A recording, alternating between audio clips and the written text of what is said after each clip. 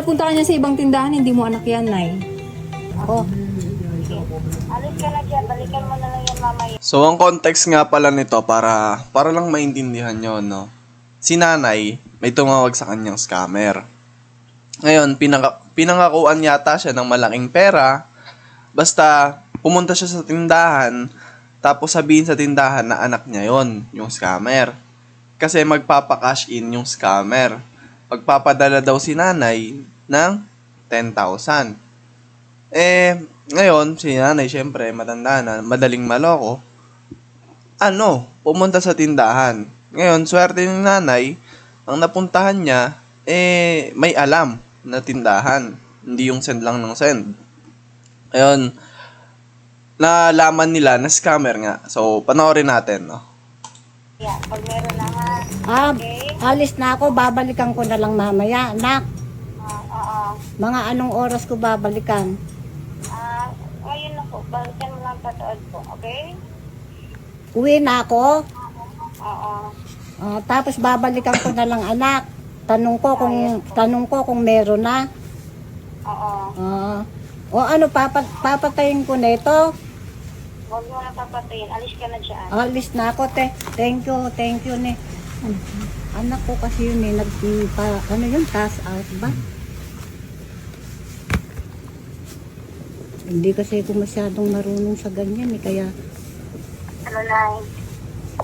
Sure ka, anak mo to, Nay? Oo. Sigurado ka? Ano, Nay? Oy!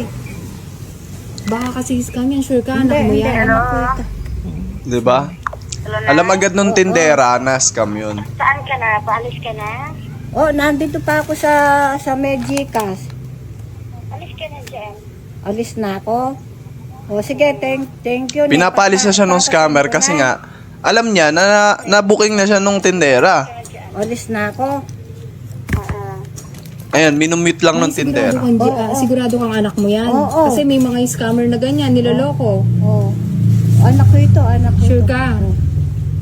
Kasi nung una, nagpapadala siya ng 10,000. Oo. Nung in-explain ko sa'yo, nung narinig niya, sabi niya, siya yung magpapadala. Hindi ba niya, baka pupuntahin ka niya sa ibang tindahan yan.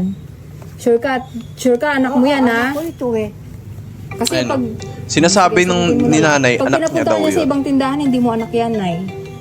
O, paano bang ibu... Pero sure naman, Huwag mo sabihin nandito ka pa, no? Sabihin mo, wala ka na dito. Huwag mo sabihin nandito ka. pinangakuan lang yan. Oh. Ay, ano pa? Asan ka na? Nasa bahay na ako. Umuwi na ako. Okay. Hanap tayo ng ibang tindahan na kasi hindi tayo konektado doon sa kanila, ha?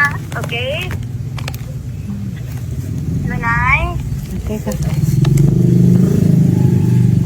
No. Papantunan na ang aliwang tindahan. Scammer yun, Hello? Nay. Ano anak ni? Manaming anak ni, manang mga balong anak ni. Diba sabi, anak ko to. Kapampangan nata sila. Hello? Lala ng mga scammer ngayon, no? Pati mga dinadali. Ano gagawin ko sa ibang Kahit tindahan sino. mo? Tanong ko nga. Tatawag siya ulit. Hello? Sabi ko kaya marakal na akong marakal na biktima Sabi ang mga kasi, yan. anak ko daw yung nagpadali. Anak ko daw yung...